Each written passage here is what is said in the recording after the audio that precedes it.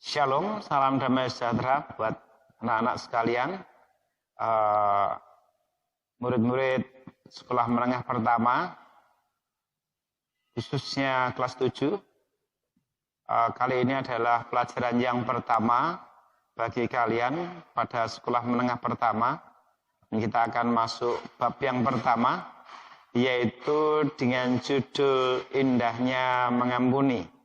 Untuk belajar tentang pengampunan ini, kita akan belajar seorang tokoh yang luar biasa dari Afrika Selatan. Namanya adalah Bapak Nelson Mandela. Nah, Bapak Nelson Mandela ini adalah seorang tokoh pejuang Afrika Selatan, di mana dia memperjuangkan tentang kesetaraan manusia antara orang-orang yang kulit berwarna dengan orang-orang kulit putih. Pada saat itu ada perbedaan yang cukup besar sehingga orang-orang kulit hitam mendapatkan perlakuan yang lebih buruk. Bahkan mereka kadang-kadang bisa menjadi budak. Nah, melalui perjuangannya ini akhirnya mereka orang-orang yang kulit hitam ini bisa setara dengan orang-orang yang kulit putih. Tetapi di dalam perjuangan ini tidak mudah. Pak Nelson Mandela ini sempat dipenjara selama 20 tahunan. Mungkin nanti anak-anak bisa melihat literasi yang lain yang lebih detail.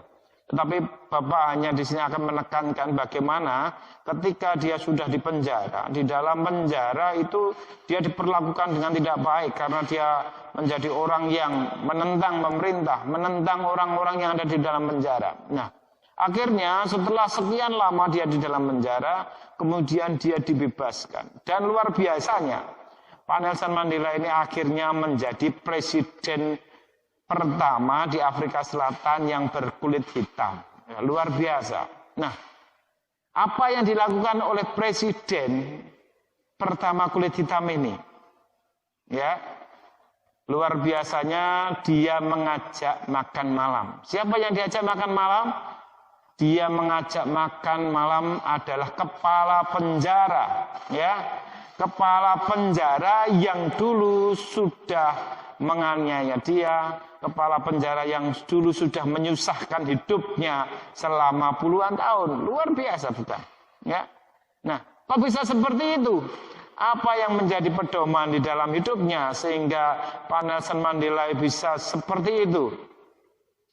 Ada suatu kata-kata indah dari beliau yang harus kalian bisa menjadi mengerti mengapa dia bisa melakukannya. Kata-katanya seperti ini, anak-anak. Kamu harus terlebih dahulu mengampuni seseorang yang berada di dekatmu dan paling banyak menyakitimu. Jika kamu mampu melakukannya, kamu dapat mengampuni semua orang yang melakukan kejahatan kepadamu. Anak-anak, Pak Nelson Mandela bukan hanya ngomong saja, bukan hanya berbicara saja, tetapi beliau melakukannya.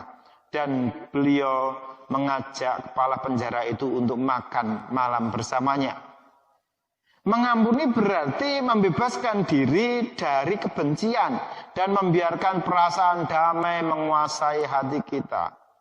Pak Nelson Mandela bisa mengampuni sehingga perasaan damai bisa ada di dalam hatinya, sehingga dia dapat duduk bersama, mengajak makan bersama orang yang pernah menyakitinya. Anak-anak sekalian, cerita yang luar biasa tentang Pak Nelson Mandela. Mari kita akan belajar tentang mengampuni ini di dalam bab 1 ini. Apakah kepentingannya kita mengampuni? Mengapa kita harus mengampuni? Nah, anak-anak, definisi dari mengampuni adalah seperti ini. Mengampuni itu artinya kita memaafkan seseorang atas kesalahan yang dilakukannya dan tidak mengungkit kesalahan itu lagi. Saya ulangi lagi. Mengampuni artinya kita, anak-anak, saya atau siapapun itu yang mengampuni, memaafkan kesalahan orang lain yang sudah dia lakukan kepada diri kita dan tidak mengungkit kesalahan itu lagi. Ini suatu definisi yang bagus, tetapi pada kenyataannya untuk melakukan ini cukup sulit. Mengapa? Karena setiap orang memiliki sifat egois atau keakuan yang cenderung menempatkan dirinya sebagai orang yang paling benar, Dan ketika dia berpikir dia paling benar, dia juga menyatakan dirinya, aku berhak menghakimi orang lain, berhak membalas orang lain karena orang lain sudah menyakitiku. Kita selalu tergoda untuk melihat hanya ke dalam diri kita saja tanpa berpikir dari sudut pandang yang lain.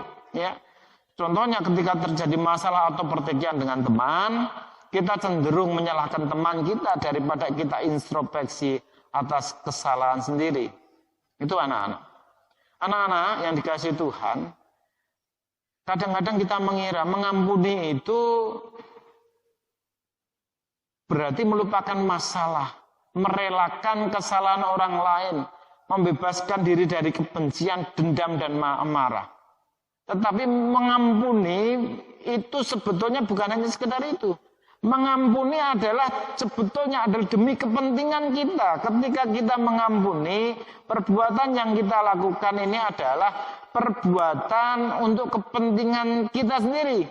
Dengan mengampuni, kita melepaskan diri kita dari amarah dan dendam, bukan melepaskan orang lain dari pikiran kita. Jadi ketika kita mengampuni, mungkin ya sakit hati itu masih ada, ya. Mengampuni itu bukan berarti orang lain harus manut sama kita, tidak. Ya. Karena rasa sakit hati masih ada, kita pingin orang itu harus minta maaf. Tidak seperti itu. Mengampuni itu buat diri kita supaya kita bebas, supaya kita lebih bisa maju lagi, tidak memikirkan yang sudah terjadi. Itu kepentingan kita mengampuni. Seberapa dalam pun luka yang terjadi, sakit hati yang terjadi karena orang sudah berbuat yang jahat kepada kita, itu tidak akan bisa sembuh. Kita tidak bisa mengampuni, menunggu luka itu sembuh.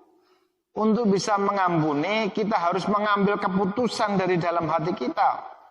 Mengampuni tidak akan bisa mengubah masa lalu kita. Mengampuni tidak akan bisa mengubah sesuatu hal yang sudah terjadi. Mengampuni tidak bisa merubah memori-memori yang jahat yang sudah dilakukan orang lain kepada kita. Tetapi dengan mengampuni, seseorang bisa dibebaskan dari beban kebencian. Kalau anak-anak bisa mengampuni, kita bebas dari kebencian dan hati kita akan terasa damai. Dan oleh sebab itu, langkah ke depan kita akan menjadi cerah. Dalam garis besarnya, ketika kita mengampuni ada dua hal yang harus kita ingat. Ya, ketika kita memberikan pengampunan, ya memang itu akan sulit menyembuhkan luka hati, rasa benci. Tetapi ada dua hal yang anak-anak harus ingat. Yang pertama adalah ketika kita mengampuni, kita ini membebaskan diri dari beban kebencian dan menggantinya dengan damai sejahtera. Ya. Kalau kita sudah mengampuni, berarti yang lalu biarlah berlalu. Ya. Yang lama ya sudah, kita harus bebaskan dari itu. Ya. Jangan kemudian kita berpikir yang itu kemudian ditarik ke masa depan kita dan menjadi beban hidup kita. Itu bukan arti dari mengampuni. Ketika kita mengampuni, kita harus bisa membebaskan diri kita dari beban kebencian dan menggantinya dengan damai sejahtera. Jadi kalau seorang yang bisa mengampuni, dia akan hidup di dalam damai sejahtera. Yang kedua, ketika kita mengampuni, ini bukan berarti kita mau terluka untuk kedua kalinya. Mengampuni bukan berarti kita itu akan menjadi orang yang memang, ayo enggak apa-apa lah, aku nanti kamu sakiti lagi boleh kok. Enggak seperti itu maksudnya. Ketika kita mengampuni, kita juga harus membawa diri kita untuk hidup lebih baik lagi. Yang lalu memang sudah berlalu, kita tidak memikirkan yang kemarin. Tetapi hidup kita dengan saudara kita, teman-teman kita yang sudah menyakiti kita, memiliki babak baru, ya. Dan pengalaman yang lalu kita pakai bukan untuk membalas, tetapi untuk belajar bagaimana kita hidup dengan teman kita, sehingga kita akan hidup lebih baik lagi, mempunyai hubungan yang baik. Ya, seperti Yusuf dan saudara-saudaranya. Ketika Yusuf bisa mengampuni saudara-saudaranya, dia tidak hidup di dalam kebencian, walaupun Yusuf ini hampir saja dibunuh oleh saudara-saudaranya. Walaupun dia tidak dibunuh, kemudian dia dijual sebagai budak. Tetapi Yusuf bisa mengampuni saudara-saudaranya, dan akhirnya ketika dia bertemu dengan saudara-saudaranya, dia tidak membawa beban sakit hati itu di dalam kehidupannya, dan dia bisa berdamai dengan saudara-saudaranya. Sungguh luar biasa kalau kita bisa seperti itu. Kita akan hidup di dalam damai sejahtera ketika kita bisa mengampuni. Hidup damai sejahtera seperti yang sudah diteladankan oleh Yusuf, dapat juga anak-anak dapatkan ketika kita bisa mengampuni. Ya, anak-anak yang dikasihi Tuhan, sebagai kesimpulan dari pelajaran ini adalah kita memang harus mau mengampuni, karena mengampuni itu sebetulnya untuk kepentingan kita sendiri. Ya, bahkan di dalam doa Bapa kami dikatakan, ampunilah kami atas kesalahan kami, seperti kami pun mengampuni orang yang bersalah kepada kami. Jadi pengampunan Tuhan itu juga harus diawali dari pengampunan kita untuk mengampuni orang lain. Allah yang sudah terlebih dahulu mengampuni kita, Dia yang sudah mengirimkan Kristus untuk menyelamatkan kita, maka kita juga harus mau menjawab panggilannya untuk bisa melakukan pengampunan kepada orang-orang di sekitar kita, karena Tuhan sudah mengampuni kita. Ya, memang banyak orang masih sulit untuk bisa mengampuni. Ya, bahkan hanya berkata dalam doanya, aku sudah mengampuni orang lain, sudah menghilangkan pikiran jahat terhadap orang lain, itu susah. Anak-anak, bagaimana kita bisa mengampuni supaya kita bisa mengampuni sesama kita dengan mudah, dengan gampang. Ya, ingat, kalau kita ingin mengampuni, jangan andalkan diri kita.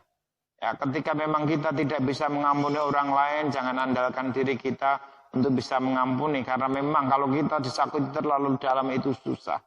Tapi andalkan Tuhan, andalkan Roh Kudus untuk membantu menggerakkan hati kita untuk bisa mengampuni. Saya harap anak-anak bisa belajar dari pengajaran ini, dan biarlah semua dari kita akan hidup mempunyai masa depan yang lebih cerah karena kita mau mengampuni orang lain.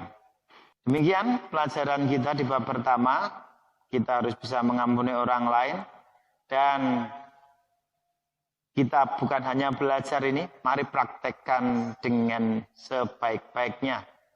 Dan Bapak tunggu anak-anak untuk belajar di bab yang kedua melalui channel YouTube yang sama, dan kita akan belajar lebih dalam lagi sehingga kita mempunyai pengetahuan yang benar tentang Tuhan, sehingga hidup kita akan hidup seturut dengan kehendak Tuhan. Terima kasih atas perhatiannya. Shalom, Tuhan menyertai dan Tuhan memberkati kalian. Haleluya, amin.